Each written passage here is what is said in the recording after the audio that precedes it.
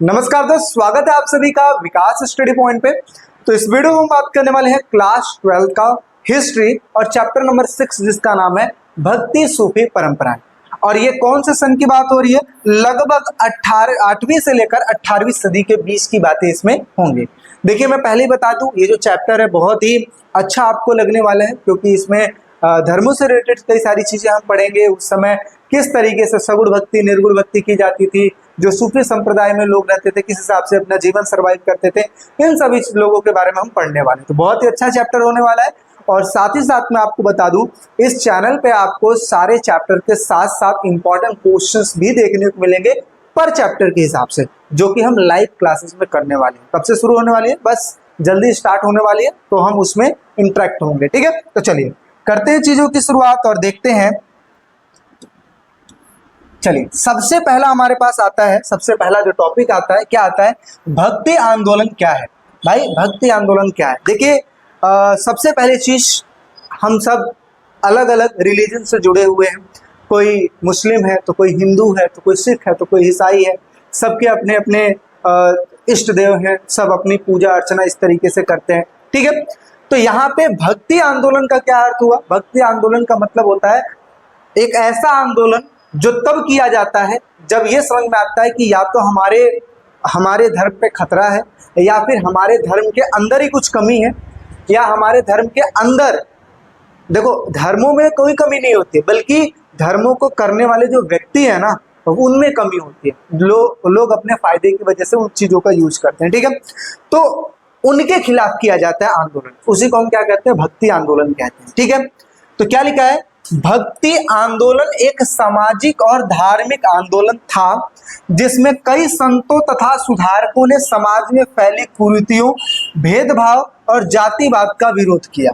ईश्वर की भक्ति के माध्यम से प्रेम, समानता, भाईचारे का संदेश दिया। मैंने आपको क्या बताया कि धर्म में जो चल रही कुरीतियां, जो कुछ लोगों की वजह से जो धर्म बेकार बनता जा रहा है, उनके खिलाफ चलाया गया एक आंदोलन था जिसको भक्ति आंदोलन कहा जाता है।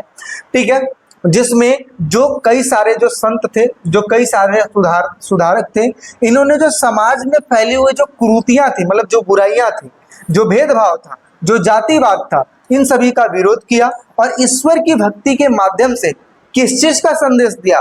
प्रेम का। और किस चीज का? समानता का। और किस चीज का? भाईचारे का।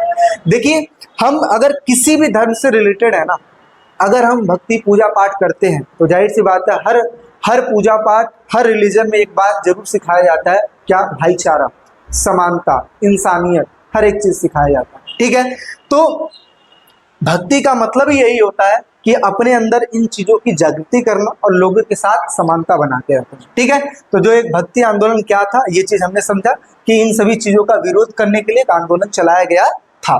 ठीक है, जिसको भक्ति आंदोलन कहा गया। आगे बढ़ते हैं और चीजों को समझते हैं। अगला जो अपने पास टॉपिक आया है वो देखिए, ये टॉपिक है। टॉपिक क्या लिखा हुआ है कि भक्ति आंदोलन की शुरुआत क्यों हुई?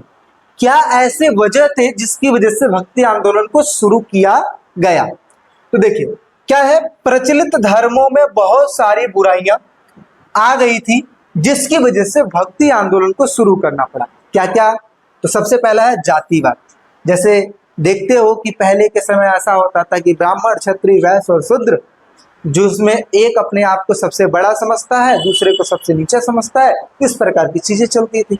तो जातिवाद इसमें बहुत ज्यादा चलता था, तो इनके खिलाफ शुरू किया गया था भक्ति आंदोलन। ऊंच नीच का जो भेदभाव है, वही असमानताएं, उनके खिलाफ स्टार्ट किया गया था भक्ति आंदोलन। अस्पृश्यता, मतलब जो छुआछूत चलता था कि भाई मेरी कास्ट सबसे ऊपर है, मैं तुमको छूना तो दूर, देखना ही पसंद नहीं करता हूं, तो इनके खिलाफ किया गया था भक्ति आंदोलन। सती प्रथा, पति के मर जाने पर स्त्री को सती बना दिया जाता था, यानी कि उसे चिता पर जला दिया जाता था, तो ये भी एक प्रथा गलत था। आगे मूर्ति पूजा का विरोध, मूर्ति पूजा का दिखावा, यानी कि कई लोग मूर्ति पूजा का दिखावा भी करते थे, इनके खिलाफ भी भक्ति आंदोलन चला था। और कर्म कांडों का बोझ, इसका मतलब क्या है कि तुम्हें ये करना है, तुम्हें ये करना है, ये सारी चीज। ठीक है, तो ये चीज, इन सभी के खिलाफ क्या चलाया गया था? भक्ति आंदोलन चलाया गया था। एक चीज मैं आपको और बता दूं, सल्तनत काल में, यानी कि पुराने समय की बात किया जाए, बीते हुए समय की बात किया जाए, उनमें बहुत सारे ऐसे शासक हुए, इस्लामी शासक भी हुए, जिन्होंने मंदिरों को तोड़ा, है ना, बहुत सारी चीजें हुआ। क्योंकि देखो हर एक शासक एक जैसा नहीं होता है, बहुत सारे शासक ऐसे भी आए जैसे अकबर, जिसने जिसने कई सारा अच्छा भी काम किया, और कुछ शासक ऐसे भी आए जिन्होंने अपने वाली की, मतलब समझो कि अपने हिसाब से सारी चीज़ों को चलाया, और उसकी वजह से चीज़ों को तोड़ फोड़ किया, आस्थाओं को वो हुआ, जजिया कर जैसा चीज़ लिया जाता था उस समय गैर मुसलमानों से, ठीक है। तो उन सभी चीज़ों के खिलाफ चलाया गया था क्या, भक्ति आंदोलन, ठीक है। तो चलिए और आगे बढ़ते हैं और चीज़ों को समझते हैं। आगे क्या लिखा है, इसके विरोध में हिंदू संतों तथा सुधारकों ने धर्म की शुद्धता तथा सामाजिक सुधार के लिए आंदोलन शुरू किया, और यही क्या कहलाया, भक्ति आंदोलन कहलाया। जैसा कि मैंने आपको बताया, इन सारी कमियों के खिलाफ संतों तथा सुधारकों ने धर्म की शुद्धता की और साथ ही साथ सामाजिक सुधार किया, और इसी को आगे चल के हमने भक्ति आंदोलन कह दिया, ठीक है। अच्छा, और क्या हुआ भाई, और समझते हैं। अगला आता है कि सूफी आंदोलन क्या है। जिस तरीके से भक्ति आंदोलन चला, उसी तरीके से सूफी आंदोलन भी चला था। उनके भी चीज़ों में कुछ कमी थी, या समझो कि कुछ लोगों की वजह से चीज़ें खराब हो रही थी, उनके खिलाफ उन्होंने चीज़ें की। क्या क्या चीज़ के भाई, सूफी आंदोलन इस्लाम धर्म के भीतर एक आध्यात्मिक आंदोलन था, जिसमें प्रेम, त्याग, ईश्वर से एकता तथा मानवता, मानव सेवा पर जोर दिया गया था। सूफी संतों ने हिंदू मुसलमान समाज के भाईचारे तथा शांति का संदेश दिया। देखो मैंने आपको वही वाली बताया ना कि आप किसी भी रिलीजन से रहो, सब चीज का एक ही मोटिव है, क्या, कि भाई समाज में क्या करना, भाईचारा बना के रखना, शांति का संदेश देना, ठीक है। तो इसी तरीके से भक्ति आंदोलन भी चला, इसी तरीके से सूफी आंदोलन भी चला। अब चलिए आगे बढ़ते हैं। भक्ति आंदोलन की शुरुआत जो थी वो किस तरीके से हुई, कहाँ से हुई। तो भक्ति आंदोलन देखा जाए तो शुरुआत 6वीं शताब्दी में दक्षिण भारत में हुई थी, ठीक है। 6वीं शताब्दी में कब हुई थी, दक्षिण भारत में हुई थी। अलवार, यानी कि अलवार हम किसको कहते हैं, भगवान विष्णु के भक्त को अलवार कहा जाता है, इसलिए मैंने इमेज भी लगवा दिया है ताकि आपको चीजें देखने में आसानी हो। तो भगवान विष्णु के आराध्य जो अपने आराध्य मानते हैं, देवता मानते हैं, अपना इष्ट देव मानते हैं, उन भक्तों को क्या कहा गया, अलवार कहा गया। तो ये लिखा अलवार, भगवान विष्णु के जो भक्त होते थे उनको कहा जाता था। और नैनार किसको कहा जाता था, शिव भक्त को कहा जाता था, ठीक है। शिव जी की जो भक्ति करता था उसको नैनार कहते थे, यानी कि भगवान शिव के भक्त को नैनार कहा जाता था। पहले शिव भक्त जो थे संत माने जाते थे। उत्तर भारत में आदि शंकराचार्य ने इसे आगे बढ़ाया और 8वीं शताब्दी में इस चीज को किया था, और अद्वैत, वेदांत और एकेश्वरवाद पर जोर दिया। यानी कि अगर कहा जाए, इन्होंने कहा कि देखो ईश्वर एक ही है, ठीक है, तो उन चीजों पर जोर दिया, और जो भी धर्मों में चल रही कुरीतियां थी उन चीजों को खत्म करवाया गया, और साथ ही साथ समानता के ऊपर ज्यादातर ध्यान दिया। समझ में आ रही बात है। चलिए आगे बढ़ते हैं। तो ये जो छोटी छोटी चीजें आपको समझनी पड़ेगी, इससे रिलेटेड एक क्वेश्चन आता है, और आता तो है लेकिन बहुत कम पूछा जाता है, लेकिन कोई बात नहीं, जब हम इंपॉर्टेंट क्वेश्चन करेंगे तो उसमें समझिए। अगला टॉपिक हमारे सामने आता है क्या, भक्ति और सूफी आंदोलन की समानताएं बताइए भाई। मोस्ट इंपॉर्टेंट है ये चीज समझना कि क्या क्या समानताएं हैं। तो कुछ तो सिमिलर चीज मैंने आपको वैसे ही बता दिया, जैसे भाईचारा, है ना, मानवता पर बल देना, ये सब चीज तो मैंने आपको बता ही दिया। तो क्या लिखा है, भक्ति और सूफी आंदोलन की समानताएं, क्या समानताएं भाई थी, दोनों ने प्रेम, भक्ति, एकता का संदेश दिया है, धार्मिक कट्टरता और बाहरी आडंबरों का विरोध किया है। यानी कि धार्मिक जो कट्टरवादी लोग होते हैं, नहीं नहीं नहीं जी ऐसा नहीं होता, ऐसा ऐसा, उनके ऊपर विरोध किया गया। आगे स्थानीय भाषाओं में शिक्षा तथा प्रचार किया गया, यानी कि स्थानीय भाषाओं में शिक्षा दिया गया ताकि लोगों को समझ में आ सके कि हाँ इस तरीके से चीजें होती है। आगे गरीब, महिलाओं और निचली जातियों को भी अपनाया गया, इसलिए क्योंकि समानता की बात कही गई कि भाई ईश्वर देखो किसी एक के नहीं होते, ईश्वर सबके होते हैं, और ईश्वर ने हम सबको बनाया, सारे लोगों को बनाया, तो भाई हमें उस तरीके से बिहेव सबके साथ एक जैसा करना चाहिए, बर्ताव हमें एक जैसा करना चाहिए, ठीक है। तो ये होगा भक्ति और सूफी आंदोलन की समानता, कई बार ये 2 नंबर में आ जाता है, ठीक है। चलिए अब थोड़ा सा और आगे बढ़ते हैं और चीजों को समझते हैं। अगला टॉपिक हमारे सामने आता है, क्या है भाई टॉपिक ये है कि भक्ति के 2 प्रमुख मार्ग बताइए। भक्ति के 2 प्रमुख मार्ग बताइए। तो देखिए यहाँ पे 2 प्रमुख मार्गों की अगर मैं बात करूं तो पहला है जिसको हम कहते हैं निर्गुण भक्ति, और दूसरा है जिसको हम कहते हैं सगुण भक्ति, जो कि आगे आपको मिलेगा नेक्स्ट स्लाइड पे। तो दो टाइप्स की भक्ति होती है, एक निर्गुण भक्ति तो दूसरा सगुण भक्ति। निर्गुण और सगुण क्या होता है, थोड़ा सा मैं यहीं आपको क्लियर कर दूं। निर्गुण का मतलब होता है जिसमें आकार ना हो, यानी कि हम जो पूजा पाठ करते हैं उसमें आकार नहीं हो, उसे हम निर्गुण करते हैं। निराकार बोल सकते हो, जिसका कोई आकार नहीं होता। और सगुण किसको कहते हैं, जिसमें आकार होता है, जिसकी हम मूर्ति पूजा इन सब की पूजा करते हैं ना, तो उसे साकार और निराकार कहते हैं। तो देखिए क्या लिखा है, निर्गुण भक्ति मार्ग। यह मार्ग निराकार ईश्वर की भक्ति पर आधारित है। किस पे है, निराकार ईश्वर पर आधारित है, जिसमें आकार नहीं बनाया जाता है। इनके अनुसार ईश्वर का कोई रूप नहीं है, कोई आकार नहीं है, कोई रंग नहीं होता है, इस प्रकार की चीजें। इन्होंने मूर्ति पूजा का विरोध किया है कि भाई मूर्ति पूजा नहीं करना है। कि इन्होंने विरोध किया है ऐसे लोग जो निर्गुण भक्ति करते हैं, ध्यान के ऊपर ज्यादा ध्यान दिया, जिसको हम कहते हैं मेडिटेशन। जैसे महात्मा बुद्ध मान लीजिए, बुद्ध जी भी जो पूजा करते थे, ध्यान लगाते थे, ठीक है, ध्यान लगाने वाली चीज है, उसमें निराकार वाली चीजें, ठीक है। तो ध्यान लगाना, मेडिटेशन करना, नाम स्मरण करना, ईश्वर का नाम जप करना, ये चीजें इसमें आती है। को भक्ति का सही तरीका इन्होंने बताया कि ध्यान और नाम स्मरण ही भक्ति का सही तरीका है। और इस विचार के प्रमुख संत जैसे हैं कबीरदास, गुरु नानक जी और रैदास जी, ठीक है, जो कि हम आगे देखने वाले हैं। कबीरदास के बारे में हम पूरा का पूरा चीज पढ़ेंगे, गुरु नानक के बारे में भी पढ़ेंगे, ठीक है। और रैदास जो मीराबाई के गुरु का नाम है रैदास, इनको कई जगह पे रविदास भी कहते हैं, ठीक है। चलिए आगे बढ़ते हैं और चीजों को समझते हैं। हाँ चलिए अगला है, बात करते हैं सगुण भक्ति की। सगुण भक्ति जैसा कि मैंने आपको बताया कि जिसमें मूर्ति पूजा होती है, इस मार्ग में ईश्वर को साकार माना जाता है। आगे, और भक्तगण भगवान को रूप, नाम तथा गुणों के साथ पूजते हैं। देखिए जब भी हम भगवान की पूजा करते हैं तो सबसे पहले रूप देखते हैं कि भाई भगवान के सामने हाथ जोड़ के खड़े होते हैं, नाम स्मरण करते हैं, मतलब नाम जप करते हैं, गुणों की बखान करते हैं कि रामचंद्र जी मर्यादा पुरुषोत्तम राम थे, ठीक है, कृष्ण जी की लीलाओं की बात करते हैं, ये सब चीज करते हैं, ठीक है। तो इनकी पूजा करते हैं। मूर्ति पूजा, भजन और कीर्तन आदि को प्रमुख साधन माना जाता है। देखते हो ना, जगराता होना, पूजा पाठ में ढोल नगाड़े बजाना, गीत गाना, चर्चाएं करना, इस प्रकार की चीजें होती हैं।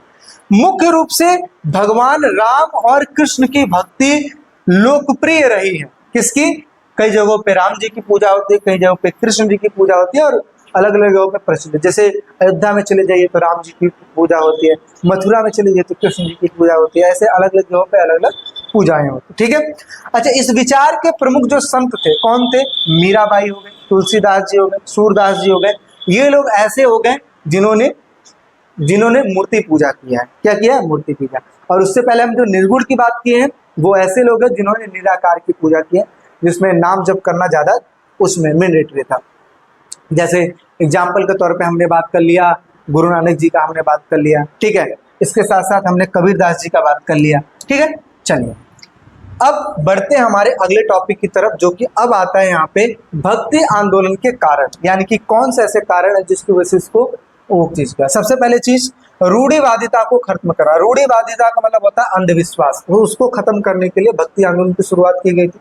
मुस्लिम आक्रमणकारियों के अत्याचार, मैंने आपको बताया कई सारे सुल्तान ऐसे भी हुए जिन्होंने क्या किया था, जिन्होंने मंदिरों को तोड़वा दिया था, ठीक है, और जिसकी वजह से आहत हुआ था, नुकसान हुआ था, आस्थाओं को ठेस पहुंचा था, और उसके वजह से भक्ति आंदोलन की शुरुआत हुई थी। धर्म जाति की समाप्ति का भय, अच्छा जब इन चीजों पर भय वो होगा तो जाहिर सी बात है भय लगने लगेगा कि कहीं पता लगे कि धर्म ही ना खत्म कर दें, या है ना। समझो कि सुल्तानों का समय जब चलता था, जब राजा महाराजा थे, तो उस समय पावर तो सारी उनके ही हाथों में होती थी ना, तो उस समय ऐसा था कि धर्म जाति समाप्त होने का भय होता था, इसलिए क्या स्टार्ट किया, भक्ति आंदोलन, ठीक है।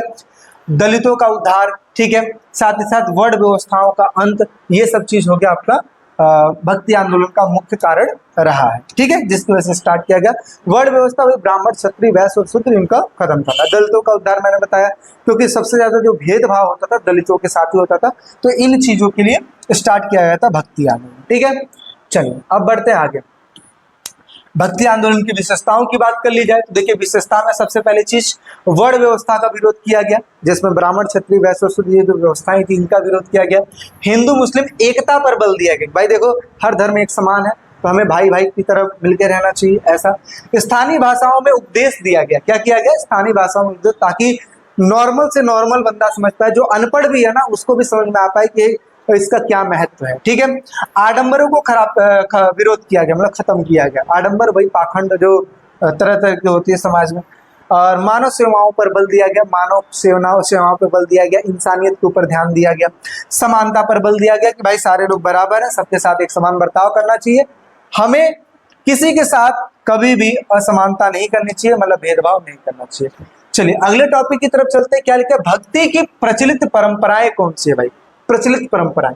तो सबसे पहले चीज, भक्ति की प्रचलित परंपराएं दो है, एक को हम कहते हैं महान और दूसरे को हम कहते हैं लघु। महान का मतलब होता है बड़ा और लघु का मतलब होता है छोटा। महान क्या होता है, महान में उनको रखा गया है जिनको हम सबसे सर्वश्रेष्ठ मानते हैं, जैसे ब्रह्मा विष्णु महेश है ना, सर्वश्रेष्ठ जिसको मानते हैं, ठीक है, इनकी हम पूजा करते हैं।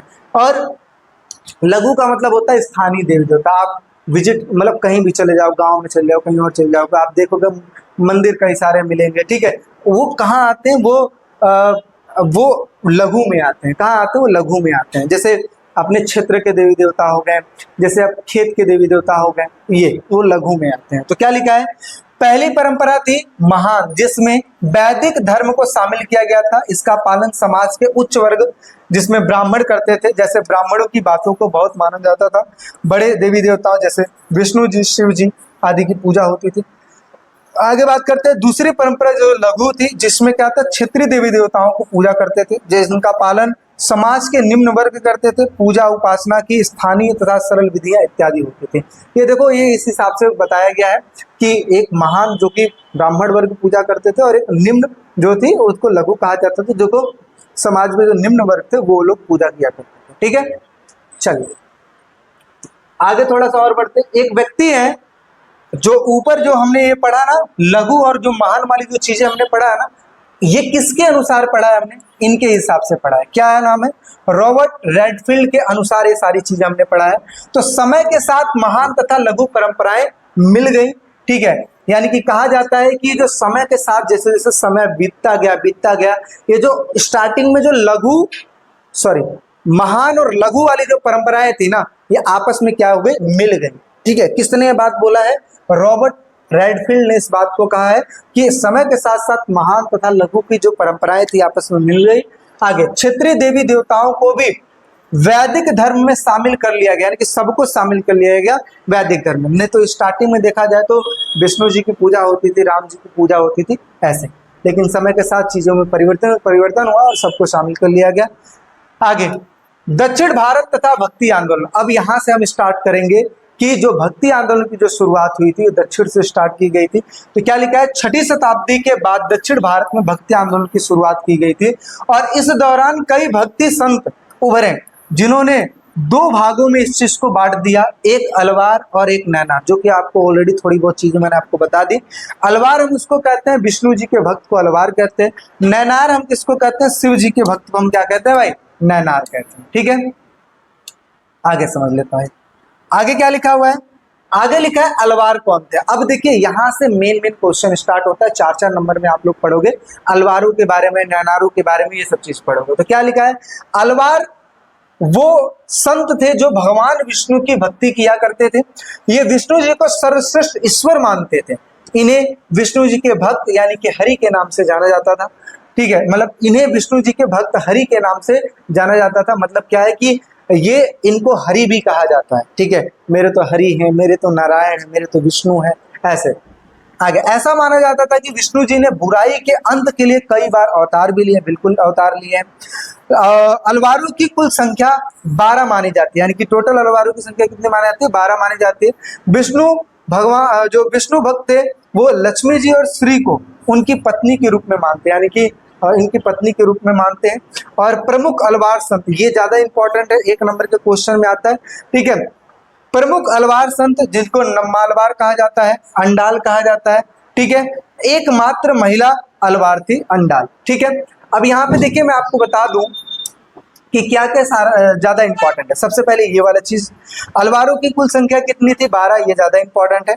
प्रमुख अलवार जो संत थे इनका नाम याद रखना, नम्मालवार और अंडाल। ठीक है, और इसके साथ साथ ये अलवार वो थे जो भगवान विष्णु की पूजा किया करते थे, और बाकी उतना ज्यादा इंपॉर्टेंट नहीं है। अदरवाइज ये चीजें हैं एक एक नंबर के लिए इंपॉर्टेंट है, आपके एमसीक्यू में आ सकता है। ठीक है, चलिए अब थोड़ा सा आगे बढ़ते हैं और चीजों को समझते हैं।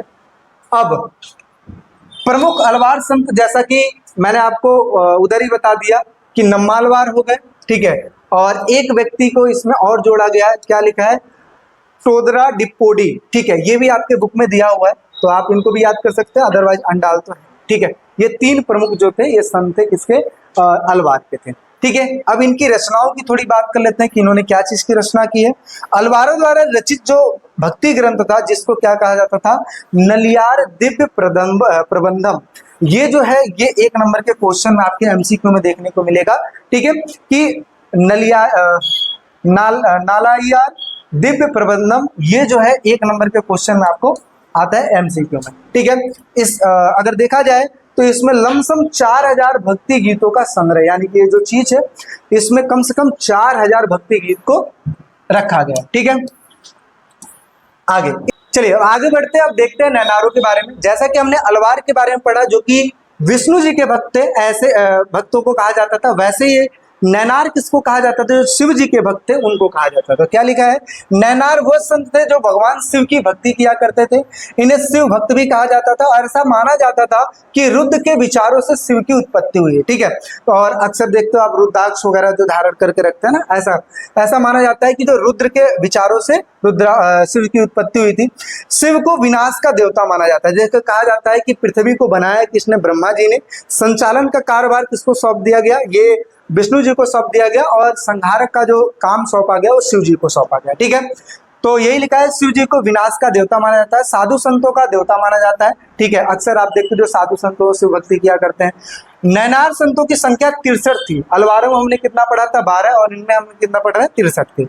ये संत अक्सर घोर तपस्या में लीन रहते थे, और खासकर हिमालय जैसे स्थानों पर, यानी कहा जाए तो ये लोग क्या होते हैं, निकल जाते हैं। आप देखो अभी जो अपना महाकुंभ जो लगा था, है ना, महाकुंभ जो लगा था, तो उसमें आपने देखा कि बहुत सारे संत आ गए थे। कहाँ से आए थे, ये वो थे कि जो तपस्या में लीन थे, और फिर उसके बाद इनको सूचना मिली और उसके बाद वो आए यहाँ पे। ठीक है, तो ऐसा ही समझो। अच्छा, इनके अनुसार शिव को महादेव और पार्वती जी को महादेवी कहा जाता है, और दक्षिण भारत में इन शिव भक्त को, शिव संतों को क्या कहा जाता है, नैनार के नाम से जाना जाता है। ठीक है, अब थोड़ा सा और आगे देख लेते हैं। अब देखिए यहाँ पे मैं आगे बढ़ता हूं। ये देखिए राजा और संतों के बीच संबंधों के बारे में बात करने वाले। देखिए मोस्ट इंपॉर्टेंट चीज है, आपको ऐसे कुछ समझ में आएगा जैसे हमारे इधर ना क्या होता है, हमारे इधर विधायक होते हैं, और समझो कि समाज के वो लोग जिनकी हस्तियां होती हैं, थोड़ा सा जान पहचान ज्यादा होता है, तो ये जो विधायक या फिर जो नेता होते हैं, ये सीधा मिलते हैं इन लोगों से बातचीत करते हैं कि हाँ भाई, जितने भी तुम्हारे कॉन्टेक्ट में कह देना कि भाई हमें ही वोट दें।